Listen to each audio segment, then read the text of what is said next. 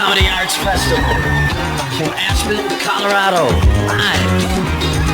It's the 1995 Young Comedian Special. Our last comedian is also a wonderful filmmaker, so he has something to fall back on. I will fall back if this doesn't work out on comedy. Please welcome a very funny man, Louis C.K. Louis C.K.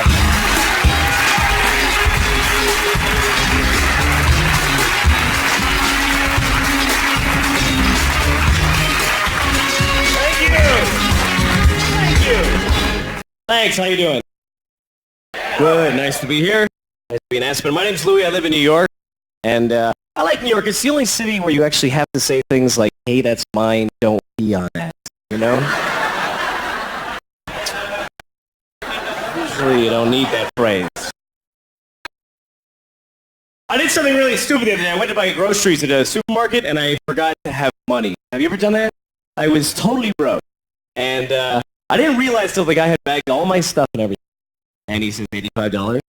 I said, I don't have any money. He's like, what, you don't have enough money? No, I don't have any money at all. He didn't know what to do. He's like, well, you want to have some of your stuff back? Is that what you're saying? We're all back, I think. The worst thing is I didn't know how to leave. You know, it's like, well, see you later. I had fun picking his stuff out anyway. I got a boner shop in here. Thanks, man. I always get in these embarrassing situations. Like, you know when you tell somebody a story, then a week later you tell them the same story again because you forgot? And by this time you've added a bunch of lies to it and you've embellished it. The other day I was telling a funny story about something that happened to me, and it was true, but it didn't really happen. It happened to somebody else. I was just lying and saying it was me. And all of a sudden I realized that I was talking to the guy that like, that wasn't you, that was me. What the fuck is wrong with you? Oh, I thought that happened to me. Yeah. So I got kind of lonely last night. I ended up calling one of those phone sex numbers. You ever call those, you know, like 1-900-BIG-TITS or whatever it is, you know? 1-900-BIG-OLD floppity titties. You know those lines you call. And I always end up talking to some woman who's like 55 and her name is Blanche or something, you know? Like, I'm going to take your trousers off very slowly.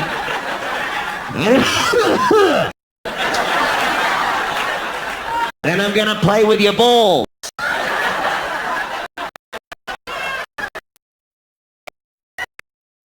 sounds like a threat.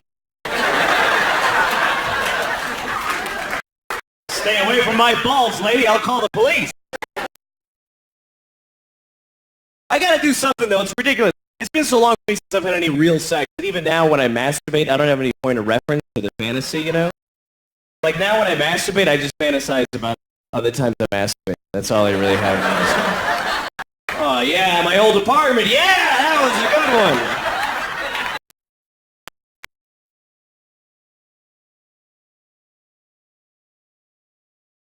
I was in jail about a week ago because I drive, but I don't have a driver's license. So I had to go to jail, and I had to be strip searched in jail. And so I'm staying naked in front of the cop. He looks at me and he just says, "All right, lift." Lift what? And he said, "Lift your testicles." Well, can I use my hands?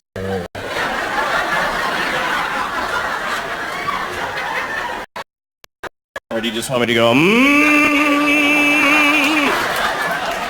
Rise, testicles!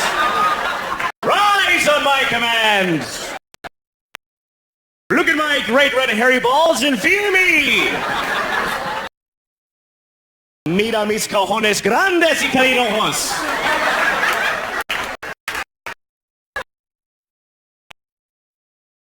That was a bad night. Sorry. You ever wear a bathing suit because you ran out of clean underwear? I did that once. I was on a date with a girl and I was wearing a bathing suit under my pants because I didn't have laundry. And she wouldn't know it except for I had that white string flapping outside my fly the whole time. She's like, "What, do you have a tampon in there? What the hell are you doing? You're a loser."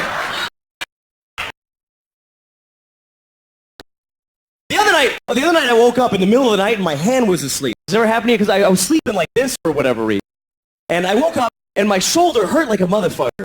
And I took out my hand and it was like white and I couldn't feel it. And I'm pinching it really fucking hard. I couldn't feel it breaking the fingers and nothing. It was dead. So you know what I did? I put it on my penis so it would feel like somebody else. You know?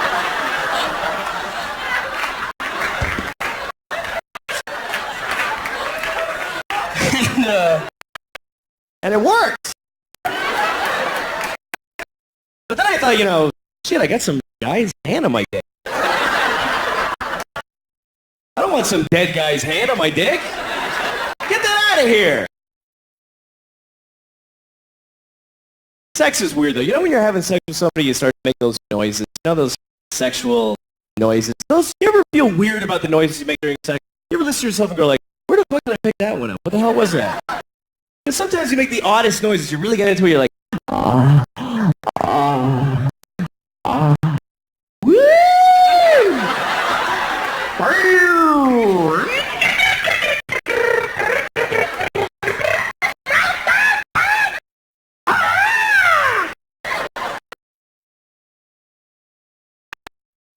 That'd be fun to make that noise with somebody you're having sex with for the very first time, you know? After all the tension that built up to it, right at the moment of passion, you go,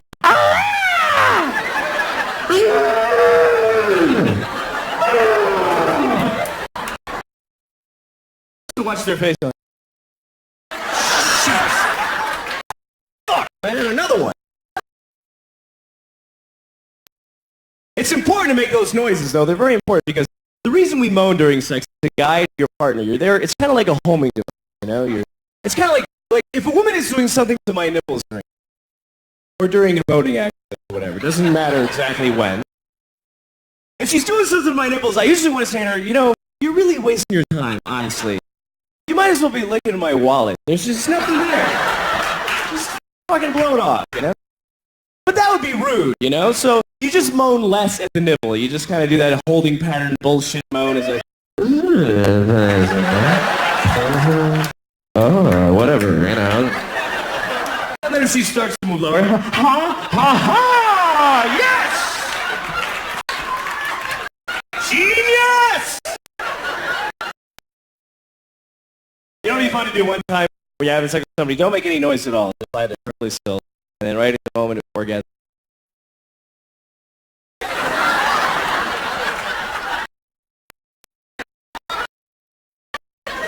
I had sex with this woman once, and she turned out to be a complete nymphomaniac. And I always thought I'd want to be with a nymphomaniac, but it was really a nightmare, you know? Because she wanted to just keep going and going.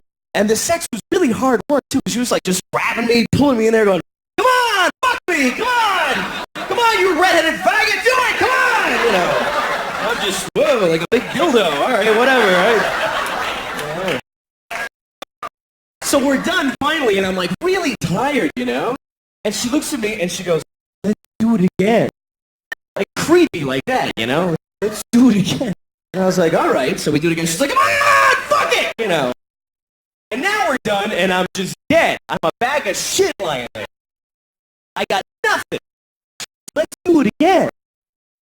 I was like, why? Really? I mean, we accomplished the thing. What is there, a prize? What are we doing here? So we did it again, and this time from behind. It was good for me, because I can't hide the pain. It's possible.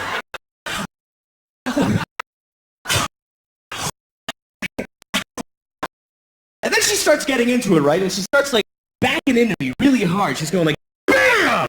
BAM! BAM! And it really fucking hurt a lot. So I had to say something, you know? So I said, hey, take it easy. The most polite thing I could think of, you know? I didn't want to say, hey, don't back your snatch into me so hard. You're going to rip my dick off, you fucking lunatic.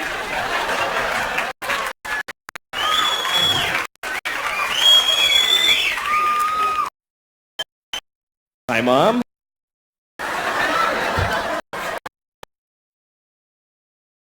Anyway, I think sex is a great thing. I think that everybody should be allowed to have all the kinds of sex they want, you know? I would never let a woman spank me, though, because I always be afraid that Then I gotta go buy books and magazines. It's like skiing, you go broke on that shit, you know? But I don't understand people that are intolerant to those sorts. Like one guy came up to me once and in the middle of the street and told me I was wearing a bag. What the hell is that? Total stranger walked in. Hey, nice baggy shirt, you faggot! What does that mean? I remember the shirt I was wearing, it was pink and it had these little pictures of the guys blowing each other on it, you know, like some of their friends, but the thing is though, people just don't, like I was talking to a friend of mine once about another guy, and I said, is he gay? My friend said, oh yeah, really gay. What the hell does that mean? How do you get to be really gay? Are there many levels?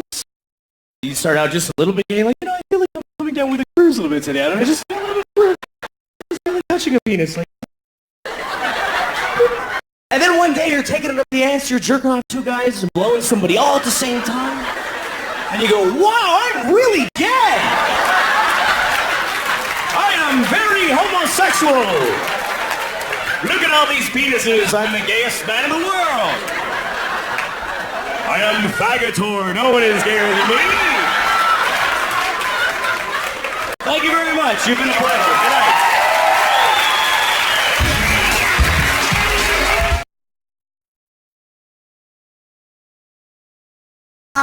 Outside. No, Why? because it's 5 o'clock in the morning. It's too early. Why? The sun hasn't come up yet. Why? I don't know. Why? Why don't you know, Papa? Because I didn't pay attention in school, okay? I didn't listen in class. Why?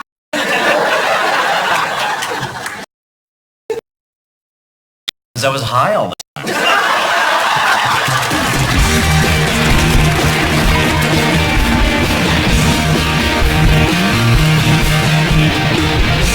I just wanted to do a funny show, so I felt like if I could just do what I do on stage, doing stand-up, in scenes with other actors, as long as there's an audience, I'll come. What we're doing here is trying to sort of funnel a sitcom through the head of Louis C.K. We can add a little bit more to what I say to the guys about how disgusted I am when I did it. You know what I mean? And when it gets through that filter, it comes out different than maybe what you might see somewhere else. Why do you lie? She won't know what a piece of shit she's married to. Do it for her. It's unlike any other project I've seen this past season. And it's risky, and I'm attracted to risks. When you first start out, you think, wow, a sitcom is great. And then the more you go on auditions, the more I've found that most sitcom scripts I read were just repulsive. They didn't make me laugh. And then you get something like this, the script, and immediately I realized, like, this is really funny. First of all, how about meeting the cast? Would you like to meet the cast members before? Okay, playing the part of Uncle Jerry is Rick Shapiro. Give him a hand, Rick Shapiro. This is Rick Shapiro. To me, Uncle Jerry was a goofy uncle. It was almost like the one role I let be in the show that was like a traditional sitcom.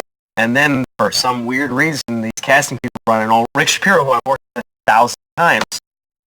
I'm like, Rick, really? And then I watched the tape and doing the weird, kind of sad, tragic brother-in-law, displaced person, trying to be part of the family.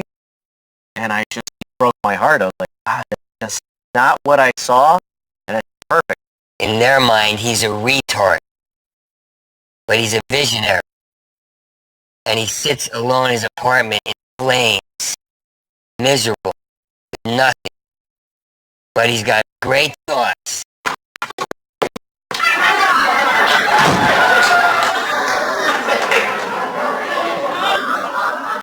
I thought you said only princesses were invited.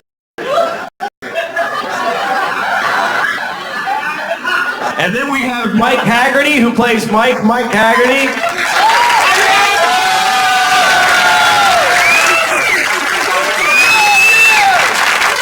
Mike plays my boss in the muffler shop. I'm his boss, and I guess his friend slash, father figure. I mean, I give him advice sometimes. My wife Tina and we have a very good relationship, basically based on honesty.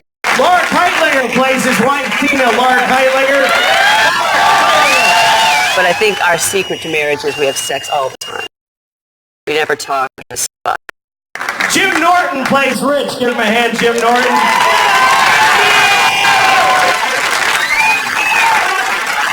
Jim is my other friend on the show. He deals drugs to high school kids. I'm just a horse's ass, basically a pervert who lives at home with his mother. In his 30s, I'm a pot dealer. Just basically a shithead who's a poor dresser who contributes nothing.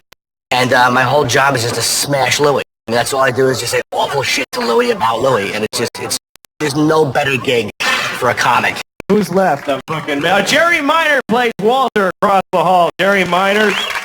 He's my neighbor. I think at the beginning of the series, I just moved in. And I think it becomes very obvious that we're the first black family that's lived close to Louie. His wife Ellen is played by Kim Hawthorne. How about a hand for Kim Hawthorne?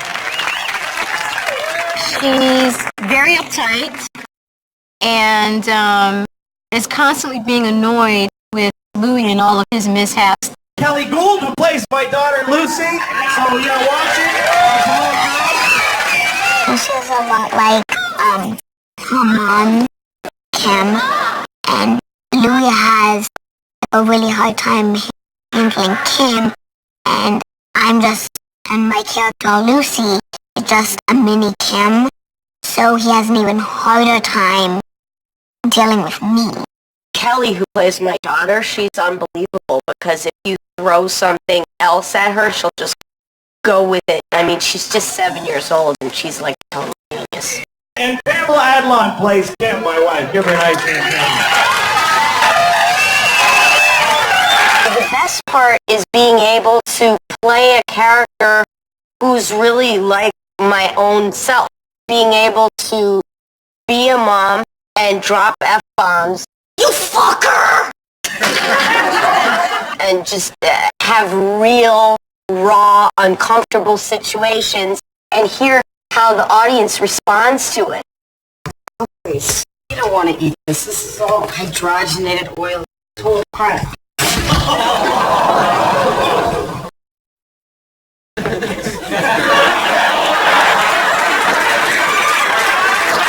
To me, this is real married life. To me, couples look like me and Louie. It's about a guy who's in a family. He works in a muffler shop, a dead-end job. He's not even a mechanic, and his wife is a nurse. So she's got an actual profession, and since her job has benefits and real pay, she's the one that works full-time. It happens in a lot of families. I knew it would be strange because of Louie. I've been in a few of his short films. You gotta seduce the bastard. You can't let him make the choice. It's up to you. You gotta just grab him and just squeeze and hold him and go, oh, God, honey, I love you so much. Oh, baby, I love you. Oh, you like that? Yeah, I like it too. Oh, that feels good. Oh, it feels good to you? Oh, yeah, I like when you're playing money. Oh. For me, it's just honesty. And I think that comes from a lot of his own life. He puts a lot of his life into the series, and you can tell. What's funny about people is that they're flawed and that they're jerks or they're silly people, sad. Those things are funny when people are miserable. Religions are all bullshit. We're a bunch of nitwits who don't want to admit that we're all just a bunch of slimy fish who grew legs. We're morons who can't accept the fact that there's no God. I haven't invited my mom to any of the tapings yet. The one taping I was going to invite her to, they added a scene and I went, I don't think she's coming to that one.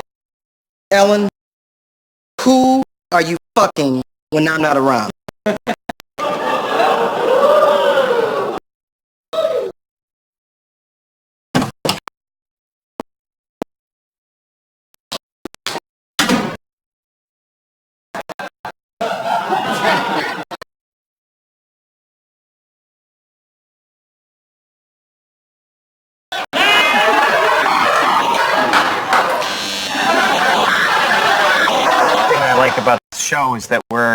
performing it for an audience. It's live comedy.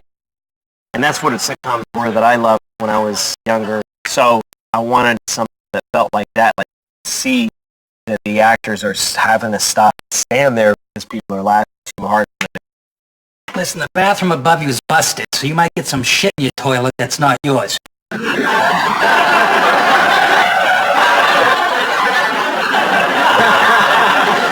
Don't flush it, because we're trying to track it.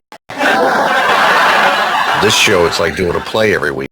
I mean, there's a nice hybrid of between this and theater. And I come from a theatrical background, so it's you get a live audience. You know, so you get the response right away. The audience tells you whether it's working or not. We have to have our party. We take the bus all year long. We never eat out. We share deodorant. This is the one thing that we do right all year long, and now we can't even have that? So what does that make us? Well, we still got each other. Fuck that shit. When you get a groan from the audience, you generally know you've gone too far. But sometimes those groans are great. They're fun. I come from stand-up. We have a lot of stand-up comedians, either who are cast members or who are writers. And so a lot of us are very familiar with that kind of performance. And they bring a unique energy, especially when the audience is in. You put an audience and stand-up in the same room, it's magical. You feel like you're trying it out, and it's just more fun. It's just great seeing people there. You know, the girl with a Band-Aid over her eye limping up to me saying, "Do you have a girlfriend? I don't mean to be rude." Stand-up is hard, but acting to me is scarier because as a stand-up, I know how to bomb. And I've done it a million times, every comic has, and when I'm bombing, you go down with dignity. I think they know how to get laughs. They always know how to get laughs. They've spent years developing a character on stage. And the ones who rise to the top are excellent. They're just, a sitcom character comes to you fully formed. I mean, what more can you ask for? The only disadvantage to a live audience is if you blow the joke, well, for that take, it's blown because they've seen it. So, yeah, you should learn the lines.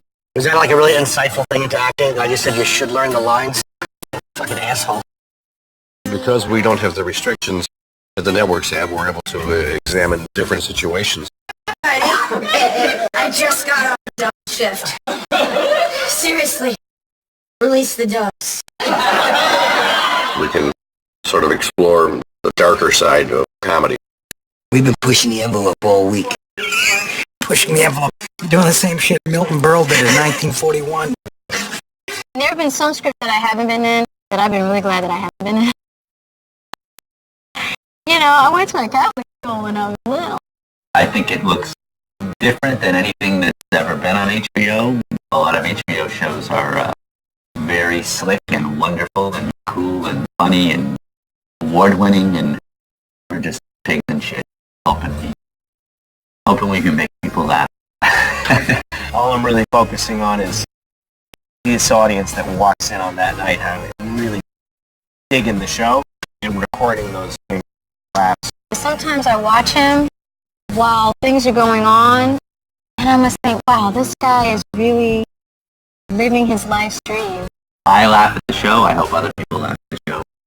And I think it's, I can't wait till it's on to see what happens. Folks, did you have a good time? Hold on, thanks a lot for coming today. Have a nice day. Thank you.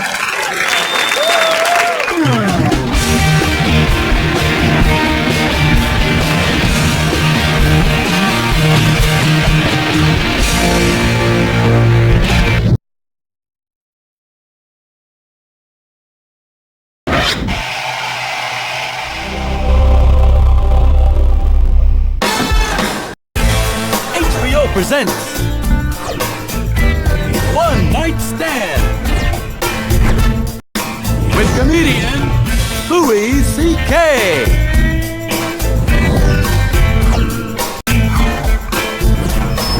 Ladies and gentlemen, Louis C.K.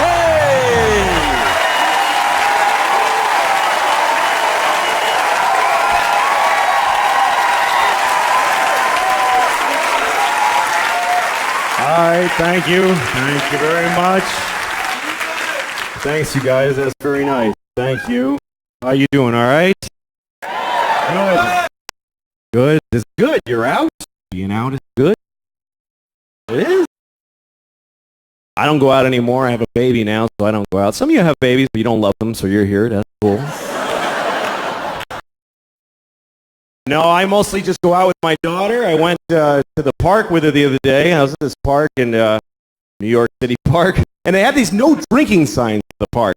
But it doesn't say no drinking. It has a picture of like a martini glass with a line through it. Are those really the people causing the problems with the drinking in the parks?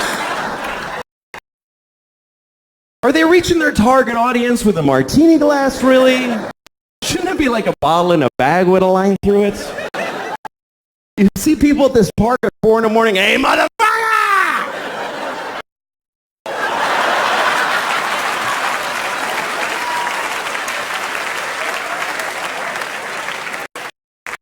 I try to go to movies, but movies are all shit now. They are. They're all shit. Like they just have this machine that just makes shit. I try to see. I rented a movie. I rented the Jesus movie where they beat the shit out of Jesus for a couple hours. Wow, they kicked his ass. What happened? What did he key somebody's Camaro? What did the guy do? Look, I didn't like the Jesus movie. I thought it was a shitty movie. And people get offended when you tell them that, like you're saying something wrong. It's like, I thought the Jesus movie sucked. And they're like, hey, man. Like, what? He's not in it. Who gives a shit? Like Jesus cares about Mel Gibson's movie, you know? Look, I was raised Catholic, so I know he did that for me, and I appreciate it, you know? Thank you. He should have asked first, you know? I would have said, I'm all set. I don't need that dog, because... A little presumptuous. Only because, look, here's the thing. I was raised Catholic, and I'm not anymore because look, if they're right, I am fucked. I'm going to hell. I am. Because I'm really I do wrong shit a lot. Man, it's really, I'm going to hell. I know it, and I don't want to go to hell. And really because I don't like new places. That's really the reason. Because I'm afraid I'll go to hell. I won't know where to sign up for shit. I'll be all confused. Like the first day of school, you know? I wonder, is there like a schedule to hell? How organized is your damnation? Like, first they put you in one room and some monster fucks you up the ass for 1,000 years. You come out, you're like, well, I ain't fucking around in there, I tell you. I don't recommend that room. That was a drag. Then they take you and they put you in another room and they shit on your head. I don't know what the fuck they're doing out there, but what if hell's not like that? What if I'm just standing in a hallway in hell like, what do I do? Where do I go? Some demon walks up to me, hey, and I'm like, ah, demon. And the demon's like, come on, suck my dick. Ah. Now I'm blowing a demon in hell and it's horrible. I'm thinking I shouldn't have lied so much or whatever.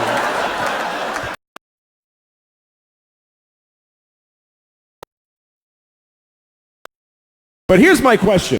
What if when I'm done blowing the demon in the hallway? How do you know when you're done blowing a demon in the hallway? I guess when he comes fire ants on you, whatever. When I'm done blowing the demon in the hallway,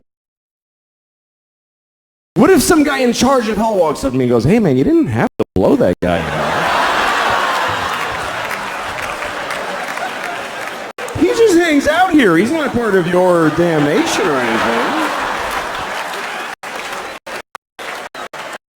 What did you blow him for?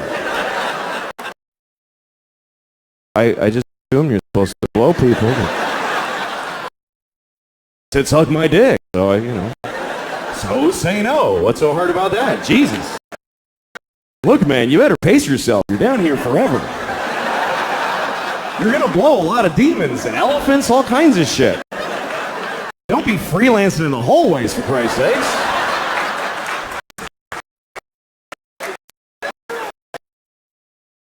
And also, you gotta die to go to hell. And I don't want to die. I like my life. I'm very happy. I'm married, and I love my wife. I love her very much. My wife hates me. She fucking hates me. She hates me so much. Like, that's what she does. Like, if you ask her, what'd you do today? I fucking hate that guy. That's what I did today. I hate Louie. She's so mad at me all the time. Here's the latest thing. The other day, she got really mad at me. You know what you did? You filled the dishwasher with dishes. You put the soap in. You didn't turn it on. And I'm like, oh, shit. What are we going to do now? But here's the part where she blows my mind. This is amazing when she gets to this level. She says, well, why didn't you turn it on? Like I have a reason for not turning it on. And I'm like, can't I just be stupid? Can't it just be that I'm a fucking idiot? That I built the dishwasher and then I went, ugh, and I walked away? I can live with that. I'm cool with that. But she says, no, why'd you do it? Which means I decided not to do it. Do you know how much more of an asshole that makes me? That means I filled the dishwasher and then I went, you know what? Fuck her, I ain't turning it on. She can suck my dick if she thinks I'm pressing that on button. I'll fill it, but I don't fucking press on, not in my own house. Why would I do that? That would be crazy. The thing that she's usually mad about is simple. She says that I don't listen to her when she's talking. And I don't. But it's not because I don't love her, blah, blah, blah. It's because I try to listen. I really do. When she talks, I just stare at her face. I'm like, come on, bring the story. But somehow I'm like, what the? I can't do it. I try. Because every story gets divided into 50 stories that all branch out into these crazy, and I'm like, holy shit. I've got ADD. I can't do it. I'm like, fucking please. But I try every time I try because I love this retarded woman. So I try really hard to listen to her stories. Other people don't even try.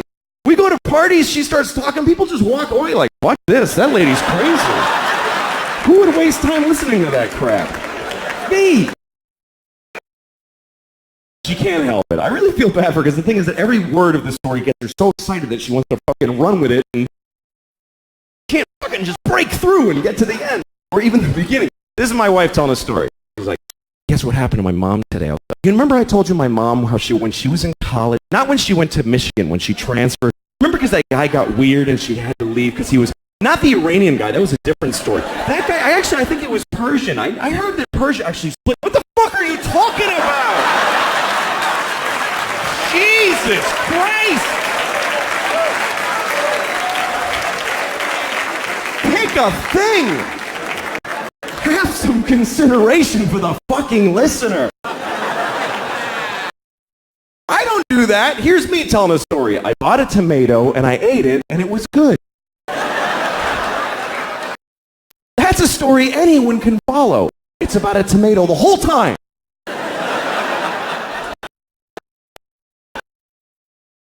I like being married though. I do. I really like it. I seriously do. We were having sex, my wife and I, a couple of weeks ago, which is amazing that we did that because we never have sex.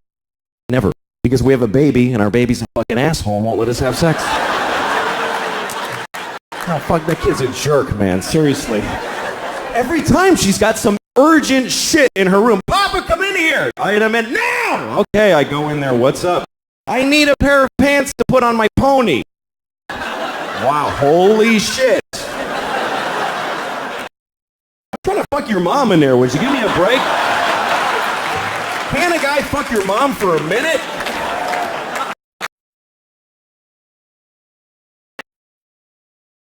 There is no sex, man. I had no idea that marriage just means no sex. No, none, fucking none. I have friends that are thinking of getting married, and they say funny shit like, hey, you know, I don't know if I could do it, because I don't know if I could have sex with one woman for the rest of my life. Like, don't worry about that shit. You're going to have sex with 0 women for the rest of your life. That's a lot less than one woman. Who the fuck do you think you are? Where'd you get that fantasy? I'd love to have sex with one woman for the rest of my life. Any one woman, big fat dead lady with a beard, I'd fuck her every day. I'd be proud to have her. That's not usually my problem. These days my problem is very simple. It's trying to find a place in my house where I can masturbate without somebody bothering me. And that's really difficult. There's nowhere to go anymore. She's got her mother staying with us too in the guest room, and I'm on the streets now. I got nowhere to go.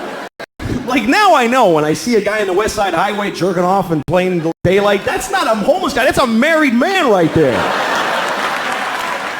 He's got nowhere to go. Fuck it. Fuck you. Go ahead and look, man. I got nothing. What else am I gonna do?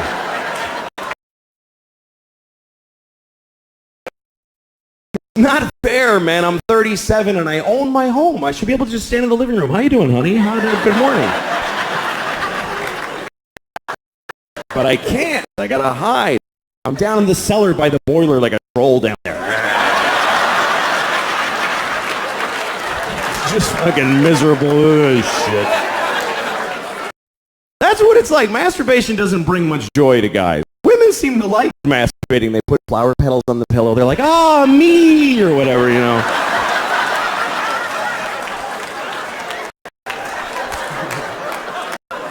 The guys are like, ah, shit. Oh, damn it.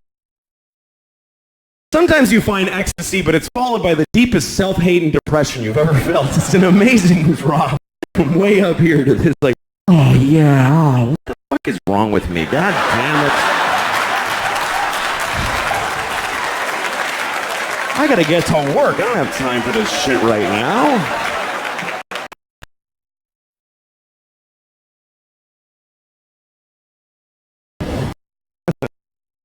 But then you get married, now you gotta hide. And you have to. You have to hide. Because when your wife catches you masturbating, that's sad for the whole family. That's not a good moment in a marriage. Comes in the cellar. Oh my God.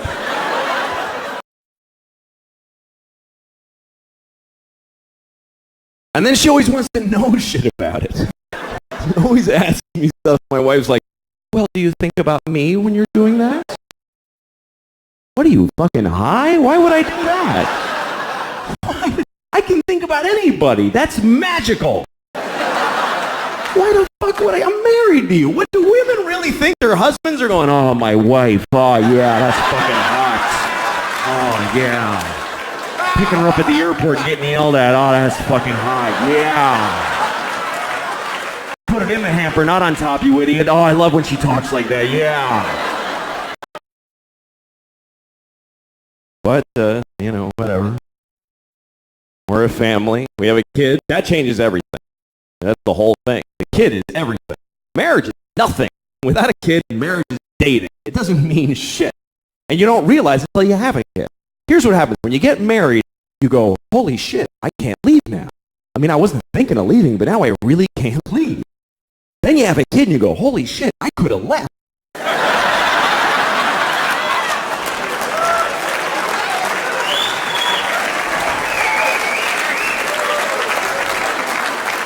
Totally could have left. Fucking door was right there. And now I can't go. Got a kid now. I love my daughter. It's a lot of responsibility that you never think about, though. Like, you got to name your kid. That's a big deal right there. You know what's amazing to me? You can name your kid anything you want. Isn't that incredible? There are no laws. There should be a couple of laws. None. You can literally name your kid anything. You can name your kid a name with no vowels if you want, like King Singleton.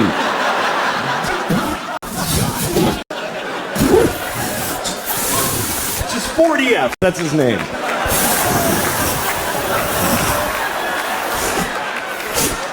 Go clean your room.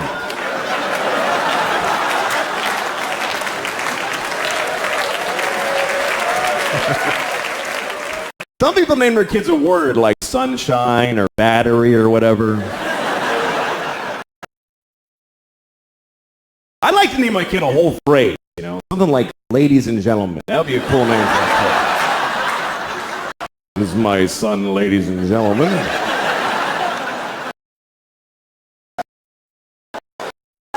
Then when he gets out of hand, I get to go, ladies and gentlemen, please!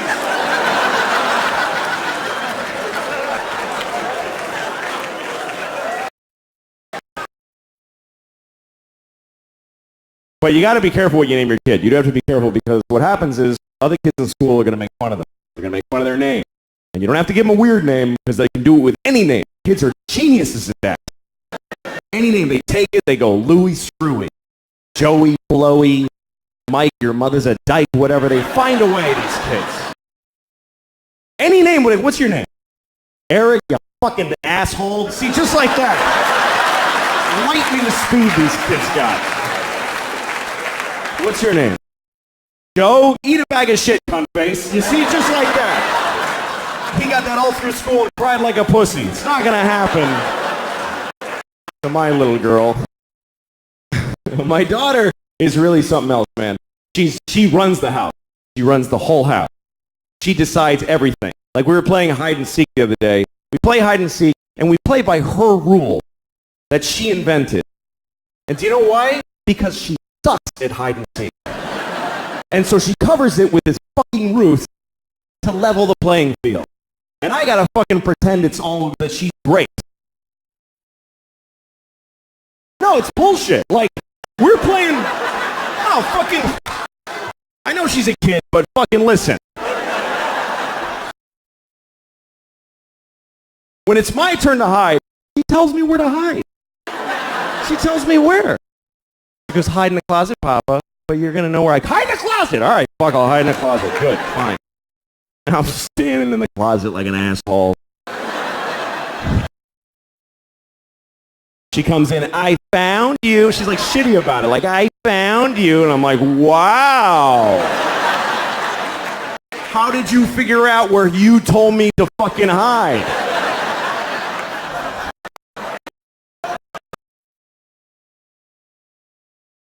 And then when she hides, this is her hiding. She goes over to a wall and does this.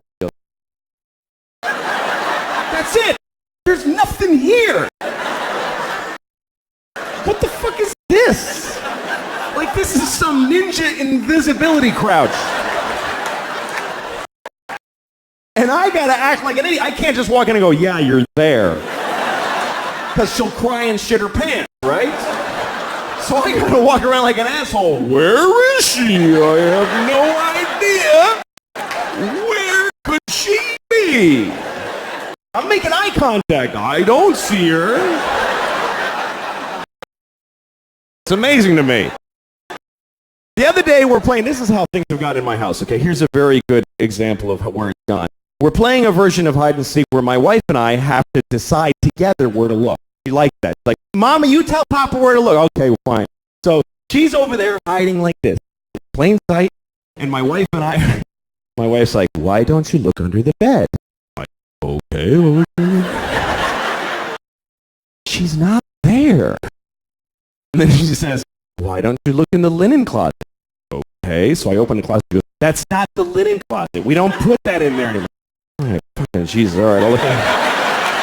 So I look at that. Why would she be in that closet? It has shelves. You can't stand in a shelf. Well, maybe she's crawled in a shelf. Now we're having a fight about where to look for this fucking kid who's standing right there.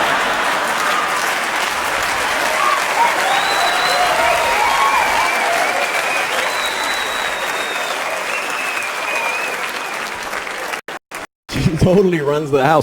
I remember Halloween last year. A couple of days before Halloween, my wife comes up to me. We have to get you a cat costume. No, we don't, actually. No, we do, because she thinks you're going to be a cat. I don't know. It's like she's a guy with a gun in the other room. That's what it's like. She just thinks you're going to be a cat. I don't know how she got it in her head, but she's expecting to be a cat Halloween. I was going, tell her to go fuck herself, because I'm not doing it. I'm not afraid of her. She's 2. I'll fucking fight her. I could take her. I could beat the shit out of thousands of 2-year-olds all day. Just walk around. They would never even gang up on me. They suck. I'm not afraid of her. So my wife decided that she wanted to get pregnant again. She decided it. And this is back in August. She told me, you need to be in town next week. Why?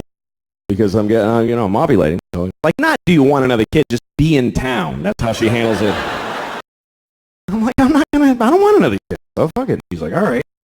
Next week, she starts blowing me, right? Now, she hasn't blown me in, Jesus, I don't know if I've ever been blown. That's how long it is. She's blowing me on the day she's ovulating. I'm a fucking idiot. I'm like, yeah, you love it. Like, I think she digs me now.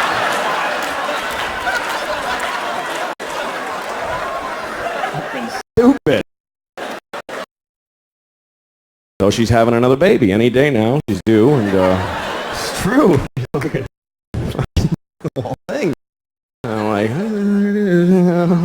okay. No, it's great. Fuck it. That's really the attitude that keeps the family together. It's not, we love this. Fuck it, man. Fuck it. Another kid. Fuck it. Why not? Let them all in. Good. Fuck it. But the problem is we have no fucking money. I don't know where she thinks the money's coming from. We're so broke. I'm so sick of being broke. I'm broke. I'm just always just keep digging this hole. Most people are broke too. That's the thing. This country's just everybody's broke. That's why I don't like George Bush, but I didn't like Kerry either, because they're fucking both rich and they don't get it. They don't know what it's like to be poor. But poor people know what it's like to be rich. They know exactly what it's like because they fantasize about it constantly. Every poor person has their whole rich life all planned out. Every detail. I'm going to have a house made of chocolate, and people are going to blow me as I walk in each room. They're going to be waiting. I'm going to wipe my ass with live rabbits and throw them out the window.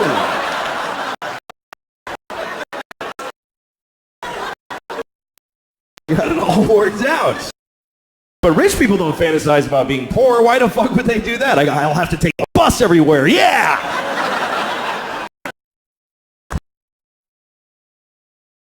I've always been poor my whole life. I fucking never had any money.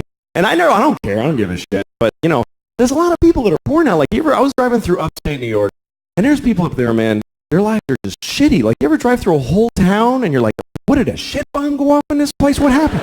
Everybody's life sucks in the whole town. And you can tell because they're just standing in front of their house like, just bleak. And a lot of people call those people white trash. And I love that expression, white trash, because it's the only racial expression you can use, and nobody gets offended. Nobody gives a shit. When you say white trash, nobody goes, hey, don't talk like that about them. That's not nice. Nobody defends white trash.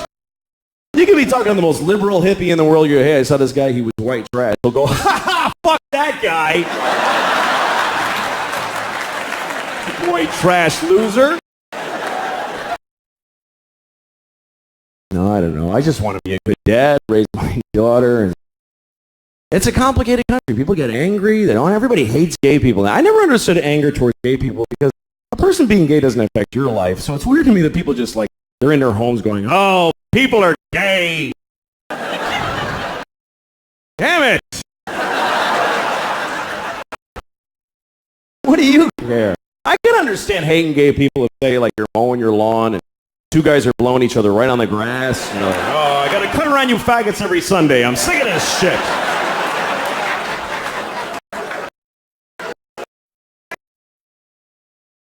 Or say you're eating your breakfast in the morning and you're about to put your spoon in the cereal bowl and two guys touch dicks right in front of you. Hey, come on!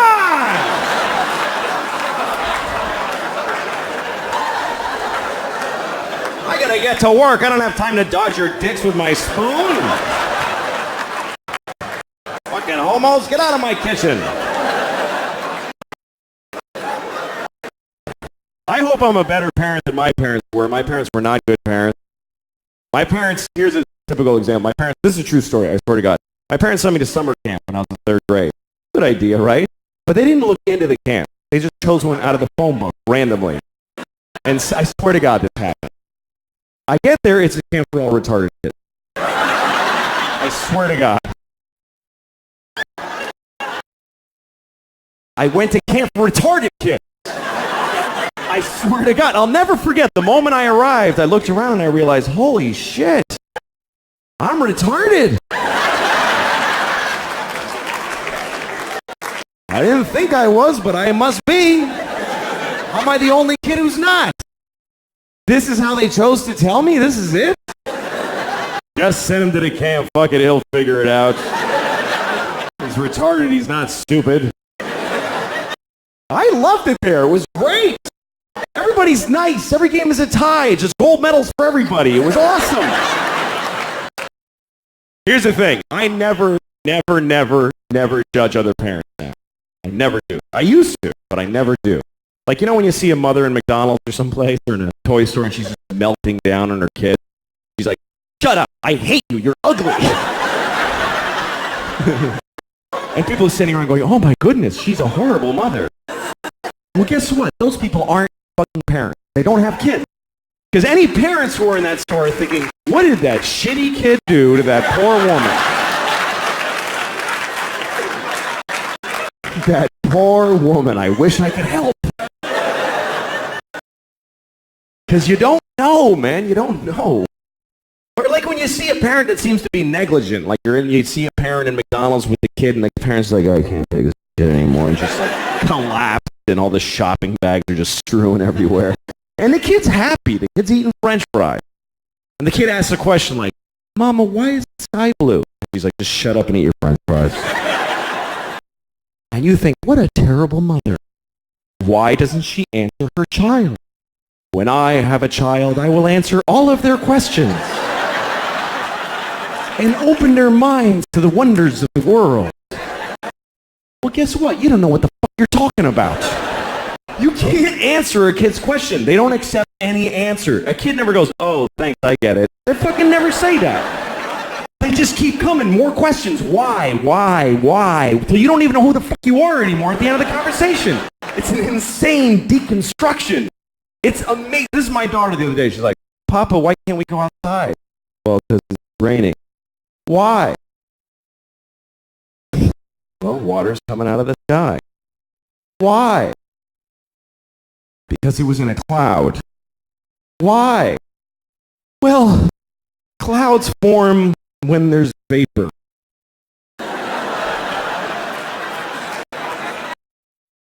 Why?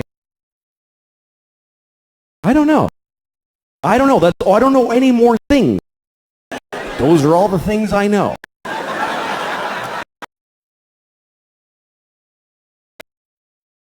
Why? Because I'm stupid, okay? I'm stupid. Why? Well, because I didn't pay attention in school, okay? I went to school, but I didn't listen in class. Why? Because I was high all the time. I smoked too much pot. Why? Because my parents gave me no guidance. They didn't give a shit. Why? Because they fucked in a car and had me, and they resented me for taking their youth. Why? Because they had bad morals. They just had no compass. Why? Because they had shitty parents. It just keeps going like that. Why? Because fuck it, we're alone in the universe. Nobody gives a shit about us. I'm going to stop here to be polite to you for a second. But this goes on for hours and hours, and it gets so weird and abstract at the end. It's like, why? Well, because some things are and some things are not. Why? Well, because things that are not can't be. Why? Because then nothing wouldn't be. You can't have fucking nothing isn't. Everything is. Why? Because if nothing wasn't, there'd be fucking all kinds of shit that we don't like, giant ants with top hats dancing around. There's no room for all that shit. Why? I'll fuck you, eat your French fries, you little shit. God damn it. Thank you very much.